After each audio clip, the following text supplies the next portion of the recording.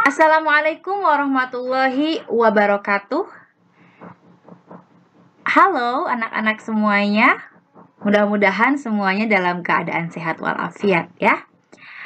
Oke, kali ini Ibu akan membahas tentang wawasan wiyata mandala, yang mana ini adalah materi untuk MPLS atau masa pengenalan lingkungan sekolah. Namun, Ibu ingin tanya dulu nih, apa sih tujuan kamu untuk sekolah? Apakah kamu sekolah itu ingin jadi sukses? Atau ingin jadi pintar? Atau ingin jadi orang yang cerdas? Ingin jadi orang hebat? Atau jadi orang kaya? Apapun tujuan kamu untuk sekolah, perlu kamu ketahui bahwa yang namanya kesuksesan, kecerdasan, kepintaran, kekayaan, dan kehebatan itu tidak ada yang diperoleh secara instan atau secara tiba-tiba. Semua ini butuh yang namanya proses. Nah, prosesnya gimana? Apa sih proses yang harus dilalui untuk bisa mencapai kesuksesan, kecerdasan, kepintaran, kekayaan, ataupun kehebatan itu? Yang pertama, kita bisa jadi orang sukses, cerdas, pintar, kaya, ataupun hebat dengan melalui pendidikan. Kita sekolah ya, sampai dengan SD, SMP, SMA, kuliah, bahkan S2 dan seterusnya. Nah, pendidikan ini bisa menjadi proses kita untuk menjadi orang yang sukses. Selain dari pendidikan, apa proses yang lainnya yang bisa mengantarkan kita kepada kesuksesan? Yaitu pengalaman. Ya, ada pepatah mungkin gitu ya, yang mungkin kalian juga familiar mendengarnya, bahwa experience is the best teacher, ya, bahwa pengalaman itu adalah sebuah guru yang paling baik gitu, karena dengan kita mengalami jadi melekat, bermakna gitu ya, ilmu ataupun pengetahuan yang kita peroleh. Nah, ini dari pengalaman inilah kita berproses untuk menuju sukses. Selain itu, selain pendidikan dan pengalaman, ada lagi satu lagi, yaitu pelatihan. Pelatihan ini identik dengan yang tidak bisa menjadi bisa. Gitu ya, awalnya nggak bisa nih saya naik sepeda, tapi saya terus berlatih sampai akhirnya mahir. Gitu ya. Nah, ini pelatihan ini akan memberikan kita menjadi sukses.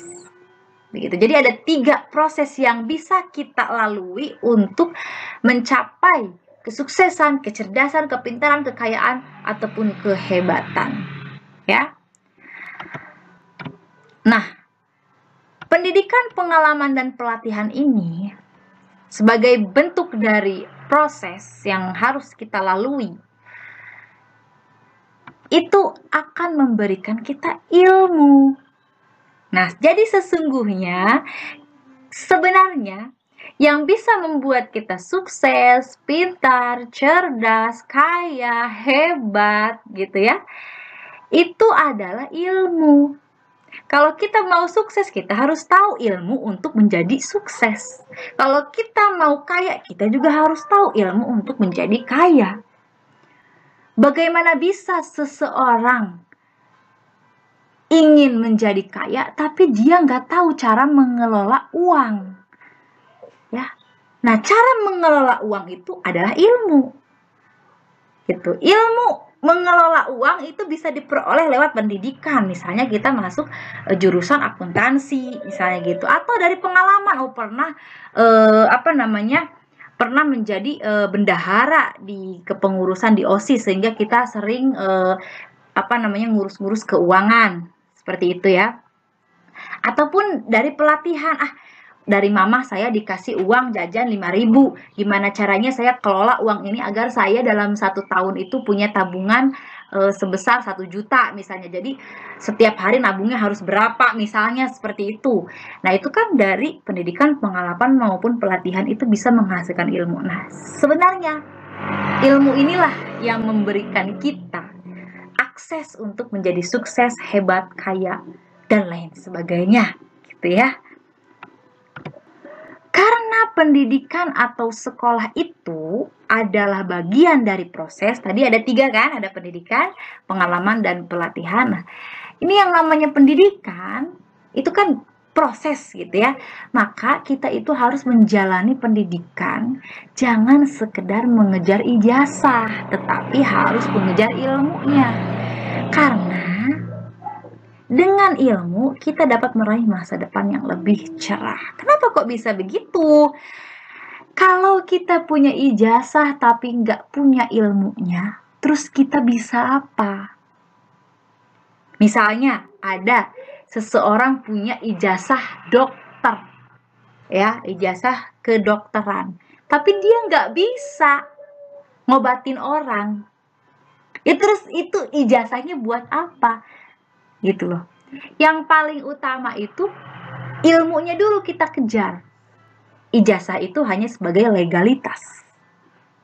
Oleh karena itu, kalau kalian tujuannya pengen sukses, maka jangan ngejar ijazah.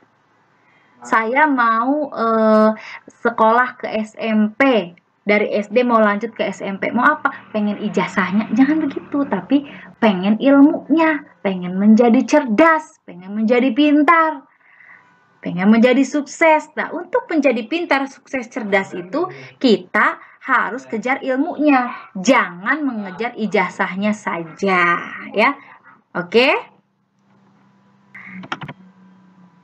Nah, wawasan Wiyata Mandala ini adalah perwujudan dari proses mencari ilmu. Ya. Apa wawasan Wiyata Mandala itu? Ya. Nah, jadi anak-anak, tadi intinya sebagai mukodimah atau pengantar tadi bahwa kita itu sekolah atau melalui pendidikan itu harus konotasinya terhadap ilmu, jangan terhadap ijazah. Jadi kita nikmati prosesnya untuk mendapat ilmu. Jadi untuk mendapat ilmu itu kita butuh proses. Nah, itu proses yang harus kita utamakan. Dan wawasan Wiyata Mandala ini adalah wujud dari proses tersebut. Nah, sekarang apa itu wawasan Wiyata Mandala? Kalau kita lihat dari katanya, wawasan itu artinya pandangan, Wiyata itu artinya pendidikan, dan Mandala itu artinya lingkungan. Jadi, wawasan Wiyata Mandala adalah sikap menghargai dan bertanggung jawab terhadap lingkungan sekolah sebagai tempat mencari ilmu. Singkatnya, wawasan Wiyata Mandala ini adalah cara kita memandang dan menempatkan diri sebagai orang yang dididik di tempat atau di lembaga pendidikan. Begitu ya. Itu intinya. Nah, apa aja yang menjadi unsur Wiyata Mandala? Yang pertama, sekolah. Jadi yang namanya Wiyata Mandala ini unsurnya itu harus ada sekolahnya atau tempat atau lingkungan tempat pendidikannya.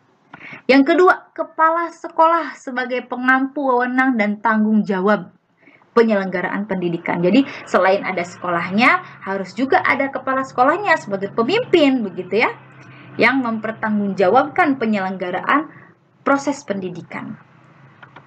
Yang ketiga, harus ada koordinasi atau kerjasama antara guru dengan orang tua. Jadi jangan ada saling pasrah memasrahkan begitu ya. Jadi udah anak saya dipasrahkan saja kepada guru. Jadi apapun yang terjadi itu tanggung jawab guru. Gak boleh kayak gitu. nggak boleh juga, udahlah itu juga anak-anak orang misalnya dari guru itu ya. Jadi saya pasrahkan aja gimana orang tuanya. Nggak boleh, tapi harus ada koordinasi bersama-sama. Orang tua dan guru sama-sama punya tujuan yang sama demi kebaikan anak-anaknya gitu ya, dalam melalui proses pendidikan. Jadi harus ada koordinasi. Kalau misalnya apa ada permasalahan atau misalnya ada aturan, itu harus bersama-sama diselenggarakannya gitu ya, bersama-sama diterapkannya sehingga siswa atau anak itu menjadi lebih terbimbing dan terarah gitu ya. Yang keempat, yaitu koordinasi dengan masyarakat sekitar. Jadi harus ada orang tua dengan masyarakat sekitar berkoordinasi, guru dengan masyarakat sekitar berkoordinasi. Jadi lingkungan sekitar, masyarakat sekitar pun mendukung terhadap proses pendidikan.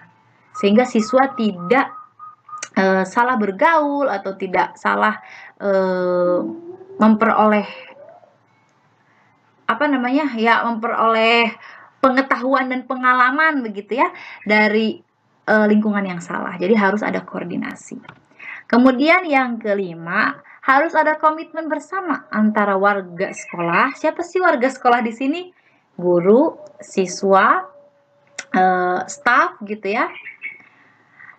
Ini harus saling komitmen dalam menjunjung tinggi martabat dan citra lembaga di dalam maupun di luar sekolah. Jadi kita ini ketika kita sudah menjadi bagian dari suatu sekolah, katakanlah SMP Negeri 1 Jatinunggal, maka kita ini adalah warga sekolah, warga SMP Negeri 1 Jatinunggal. Baik itu siswanya, gurunya, stafnya, gitu ya. Itu kita adalah warga sekolah yang harus punya komitmen untuk menjunjung tinggi martabat dan citra SMP ini di dalam sekolah maupun di luar sekolah. Ini maksudnya gimana? Ya harus jaga nama baik misalnya. Ketika kita di dalam sekolah tidak boleh melanggar peraturan misalnya ya. Itu kan menjunjung tinggi martabat dan citra lembaga. Apalagi di luar sekolah misalnya pada pakai seragam tapi ngerokok gitu ya di nongkrong-nongkrong di tempat umum. Itu kan merusak martabat dan citra lembaga ya untuk siswa. Padahal siswa nggak boleh merokok, apalagi pakai seragam gitu ya. Itu kita harus komitmen untuk tidak melakukan hal-hal yang menciderai martabat dan citra lembaga sekolah kita. Oke, itu adalah unsur wiyata mandala. Nah, sekarang apa sih sekolah itu dan fungsi sekolah itu apa? Nah, jadi sekolah itu adalah tempat kita untuk menuntut ilmu, gitu ya. Nah, fungsi sekolah itu apa? Nah, fungsi sekolah ini ada dua. Yang pertama, sekolah itu sebagai tempat belajar siswa. Yang kedua, sekolah itu sebagai rumah kedua bagi siswa. Ketika kita bicara sekolah sebagai tempat belajar siswa, maka sekolah ini memiliki fungsi sebagai tempat untuk melaksanakan kegiatan belajar mengajar gitu ya. Yang kedua, sekolah ini melibatkan guru dan siswa. Kalau nggak ada gurunya, ada siswa doang, itu namanya bukan sekolah gitu ya. Jadi harus ada guru dan juga harus ada siswa. Kemudian yang ketiga, harus ada kurikulumnya, sumber belajarnya dan sarana dan prasarananya.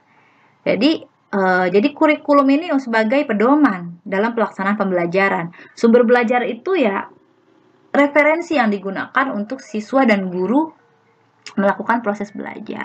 Sarana prasarana ya seperti papan tulis, meja dan lain sebagainya yang mana menunjang kegiatan pembelajaran. Kemudian harus ada aturan. Nah ini ya, yang namanya sekolah itu harus ada aturan. Baik itu aturan secara akademis maupun aturan secara perilaku gitu. Jadi ada tata tertibnya. Harus hari Senin pakaiannya ini, Selasa ini, itu diatur kan.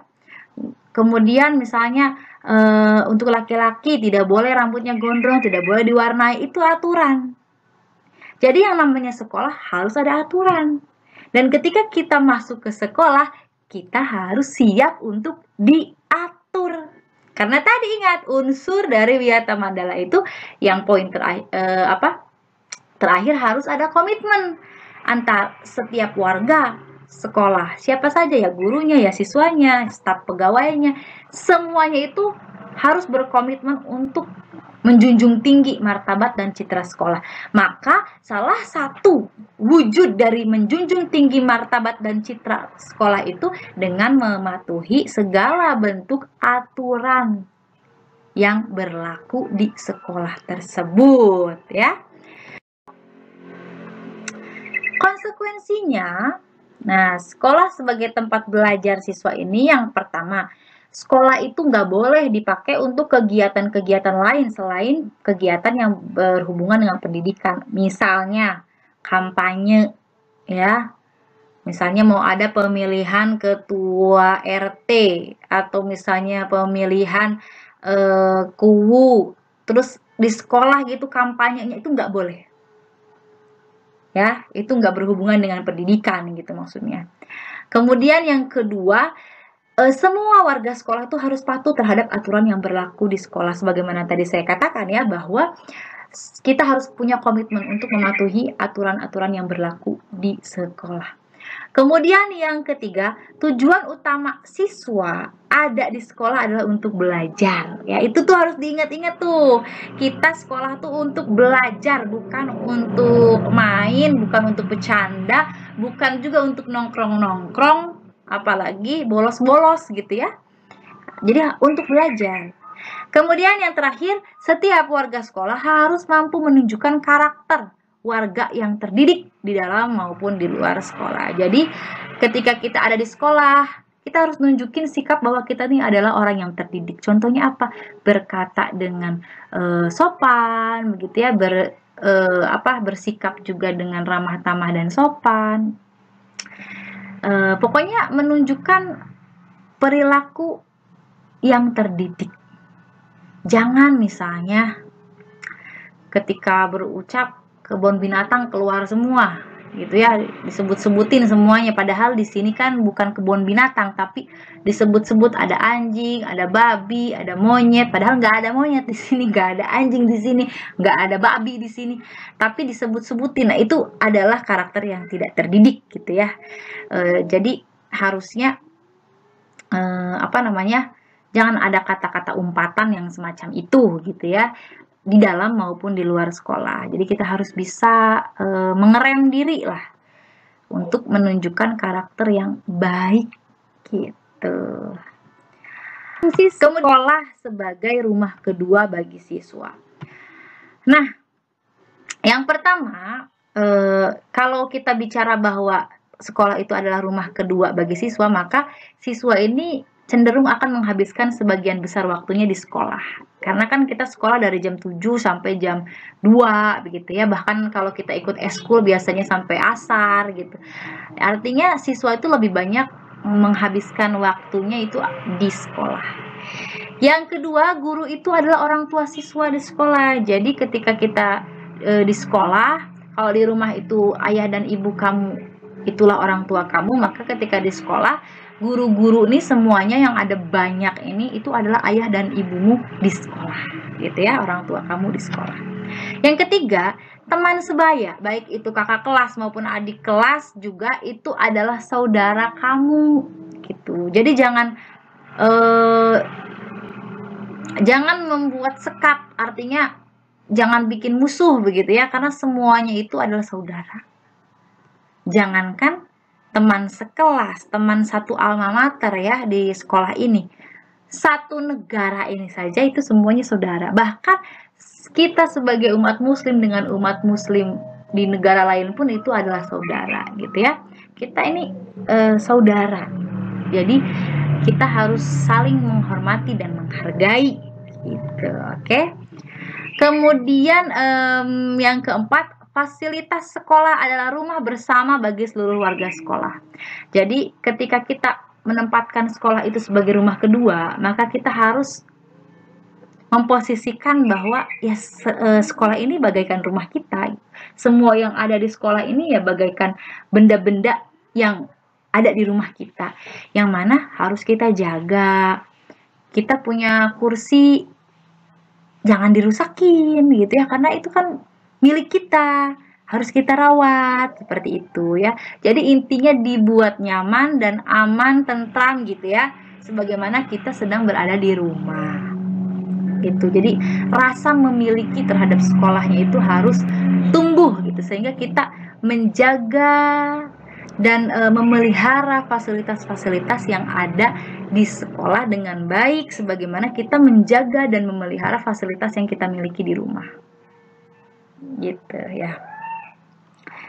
Kemudian konsekuensinya ketika kita bicara bahwa sekolah itu rumah kedua bagi siswa, yang pertama, siswa ini harus menghormati guru sebagaimana menghormati orang tuanya. Jadi kalau sama Bapak Ibu guru, kalian jangan bahasa ini mah culangung gitu ya, tapi harus menghormati, bicara yang sopan gitu. Kemudian tidak boleh meledek. Coba kalau kamu meledek sama orang tua, "Nak, tolong kesini sebentar, Mimi teh," misalnya gitu kan, pasti orang tua kamu itu akan marah gitu ya, kesel, kamu kenapa sih nggak sopan banget sama orang tua kayak begitu misalnya ya. Itu nggak boleh, sama orang tua nggak boleh kayak gitu. Nah, sama guru pun nggak boleh ngeledek-ledek, ngetawain, atau hal-hal yang tidak sopan lainnya tidak boleh, karena kita siswa itu harus menghormati guru sebagaimana menghormati orang tuanya. Kenapa? Karena guru itu kan orang tua kamu ketika di sekolah. Yang kedua, siswa harus saling menghormati dan menyayangi antar sesama siswa lainnya. Itu kita gak boleh saling memusuhi, gak boleh saling istilahnya ribut gitu ya. Kita harus saling menghormati dan menyayangi, sebagaimana kita sayang kepada saudara kita sendiri gitu ya. Kemudian yang ketiga, seluruh warga sekolah harus memelihara dan menjaga fasilitas yang ada di sekolah. Nggak boleh dicoret-coret dindingnya, nggak boleh juga dicoret-coret bangkunya, ataupun apapun itu yang bentuk pengerusakan terhadap fasilitas sekolah itu tidak boleh. Justru kita harus memelihara. Bayangin aja kalau misalnya rumah kamu temboknya dicoret-coret sama orang lain, kesel nggak? Kesel kan? Maka sebagaimana kita terhadap rumah sendiri, maka kita juga harus merawat fasilitas yang ada di sekolah. Terakhir, sebisa mungkin setiap permasalahan yang ada harus diselesaikan secara musyawarah dan kekeluargaan. Jadi karena kita ini jangan istilahnya ya, ya harus lebih mengutamakan musyawarah dan kekeluargaan dulu gitu ya, ketika kita menghadapi suatu permasalahan. yang mudah-mudahan sih nggak pernah ada masalah gitu ya, mudah-mudahan senantiasa rukun begitu. Nah, penerapan Wiyata Mandala itu seperti apa? Nah, oke. Yang pertama, ketika kita ingin menerapkan wawasan Wiyata Mandala itu, maka yang pertama kita harus taat dan patuh pada tata tertib atau aturan sekolah. Oke. Kemudian, kita harus selalu menghargai sesama siswa dan harus menjauhi yang namanya bullying. Ya. Nih, itu membuli gitu, itu tidak baik, harus dijauhi. Kemudian, kita juga harus hormat kepada guru maupun staf sekolah. Ya. Nah, ini adalah penerapan Wiyata Mandala. Nah, sebagaimana Syekh Az-Zarnuzi dalam kitab Ta'limut Ta'lim menuliskan syair dari Sayyidina Ali bin Abi Thalib.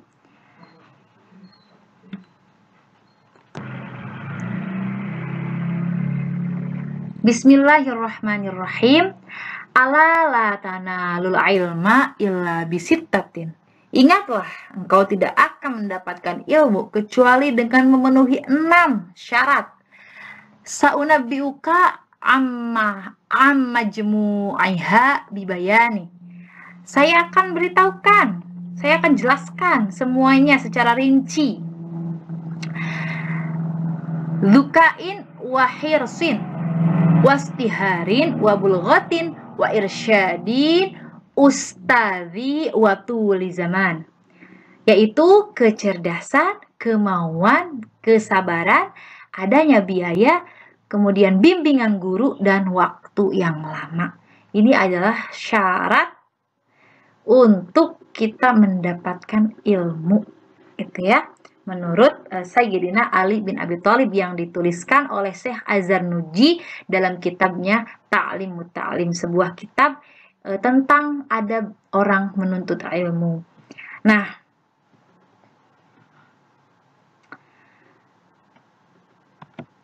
di sini kita lihat ada poin ke-5, yaitu bimbingan guru. Jadi kalau kita mau dapat ilmu, kita tuh harus cerdas, harus memiliki kemauan, harus sabar, harus ada biaya, harus ada bimbingan guru, dan butuh waktu yang lama. Jadi nggak ada yang instan ya, butuh proses intinya gitu kan. Nah, ada poin ke-5 tuh bimbingan guru. Jadi kalau nggak ya kurang afdol gitu ya, mendapatkan ilmunya gitu ya. Jadi yang namanya guru tuh punya peranan penting dalam proses memperoleh ilmu, gitu ya. Guru ini dapat menjadi tempat bertanya, guru juga dapat membimbing serta mengarahkan kita kepada kebaikan, juga membersamai kita dalam menjalani semua proses untuk memperoleh ilmu. Gitu. Oleh karena itu, yang namanya guru sangat besar dan sangat penting perannya. Kalau nggak ada guru, kamu misalnya kita bicara tentang ilmu matematika. Kalian lihat ada soal dan contoh soal. Kalau nggak diterangin sama guru, apakah langsung bisa ngerti? Caranya begini, begini, begini, begini. Cuman lihat dari pembahasan contoh soal aja. Mungkin ada yang bisa langsung paham, tapi banyak juga yang nggak mudeng atau nggak ngerti. Yang baru bisa ngerti kalau diterangkan ku guru. Nah, gitu ya. Oleh karena itu yang namanya guru itu penting banget ya dalam ikhtiar kita mencari ilmu. Sehingga karena sangat penting tuh peranan guru, kita tuh harus hormat, juga harus memuliakan guru agar kita mendapatkan keberkahan ilmu dan ridho dari Allah Subhanahu wa taala. Nah, kalau kita sudah dapat ilmunya, disertai juga dengan ridho Allah, maka kesuksesan itu bukan cuma di dunia, tapi di akhirat juga. Karena udah ada ridhonya Allah yang menyertai. Ya, jadi sesungguhnya harusnya gitu ya, tujuan kita untuk belajar tuh apa? Tujuan kita sekolah itu apa? Pengen dapat ilmu sehingga kita bisa sukses di dunia pun di akhirat, gitu ya. Oleh karena itu, ya kita selain harus mengejar ilmu, harus kejar juga ridhonya Allah. Salah satu cara untuk mendapatkan ridho Allah adalah dengan menghormati dan memuliakan guru-guru kita. Ya. Nah, sekarang kita ngomongin bullying nih. Tadi soalnya sempat disinggung ya tentang bullying, harus dijauhi bullying gitu. Apa sih bullying? Ini ada artikel yang bisa kalian searching sendiri gitu ya. Bahkan banyak sekali artikel, tapi saya ambil beberapa sebagai contoh. Di sini siswa SMP di Banyuwangi dibully hingga tulang pahanya harus dipotong 4 cm ya. Ini terjadi di awal tahun 2022. Tuh sampai ada anak yang harus dipotong tulang pahanya akibat cedera setelah dibully. Oke? Kemudian ini baru banget nih bulan kemarin ya. Viral aksi bullying siswa di Kota Mobagu. Nah, namanya Bintang nih, diduga tewas di tangan 9 teman sekolahnya. Ini seorang siswa gitu ya, meninggal dibully oleh teman-teman sekolahnya. Na'udzubillahi min dzalik ya. Ini semua adalah fakta. Gitu ya. Karena ada artikelnya begitu, ada beritanya gitu dan bisa di cross check oleh kalian di Mbah Google gitu ya. Ini terjadi di Indonesia. Jadi bully teh naon gitu. Apa sih bully sampai ini berefeknya sangat-sangat parah gitu ya, ada yang sampai tulangnya patah bahkan harus dipotong gitu ya, ada yang meninggal. Jadi bully itu adalah segala macam bentuk penindasan atau kekerasan, baik itu kekerasan fisik maupun kekerasan verbal yang dilakukan dengan sengaja oleh seseorang atau sekelompok orang terhadap orang lain yang disebut sebagai korban, dengan tujuan untuk menyakiti sehingga korban merasa tertekan, trauma, dan tidak berdaya. Gitu. Misalnya kita ngeledek misalnya ada anak yang mohon maaf misalnya memiliki kulit yang gelap, diejek, ih mana mah imut item mutlak, nah misalnya gitu. Itu tuh bentuk bullying juga berupa verbal, kata-kata. Kalau orang yang merasa sakit hati gitu ya, itu termasuk bentuk bully gitu ya. Jadi kita nggak apa istilahnya ya, tidak boleh dengan semena-mena mengucapkan kata-kata yang mengolok-olok, menghina terhadap orang lain. Karena balik lagi ya, sebelum kita nyubit orang, cubit dulu diri sendiri, sakit kan? Gitu. Jadi kita harus banyak bercermin. Kalau kita nggak suka dicubit, jangan mencubit.